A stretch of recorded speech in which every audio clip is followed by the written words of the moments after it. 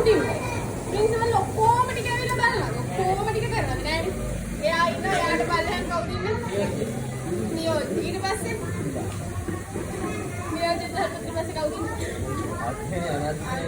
නක්දන කාර්යවලට ඊට පස්සේ කවුද මේ අංශභාර ඊට පස්සේ විෂයන් වලටත් ඉන්නවනේ විද්‍යාවට එක්කෙනා එහෙමත් ඉන්නවනේ ඒ ඊළඟට පන්ති භාර පන්ති තව ඉන්න කවුද ශිෂ්‍ය නායකයෝ ඉන්නවා පන්ති නායකයෝ ඊට පස්සේ තමයි පල්ලෙමට එක්කම ළමයි සාමාන්‍යනේ මේනා නේද බලතල ටික බෙදිලා ගිහින් තියෙනවා දැන් ප්‍රින්සිපල්ම ඔක්කොම බලතල ටික තියාගෙන හිටියනම් මේක සංවිධානය කරගන්න බෑ හරිද අංශ දැන් ස්කෝල් එක ගත්ත පන්ති කීයක් තියෙනවද එක වසර ඉඳන් 13 වසර වෙනකම් වසර වර්ග ඒක එකම කීයක් තියෙනවද සෙකන්ඩ් වසරට සාමාන්‍යයෙන් 6 වසර 6 ඔය වගේ 4යි 5යි 6ක් විතර හිතන්නේ මේ 20යි 10 වසරට 20යි ඔව් 6 4යි 7 4යි එහෙම ඊට වඩා නැද්ද 4 4 තියෙන්නේ 20යි ඊට වඩා ඒ ලෙවල් එකේ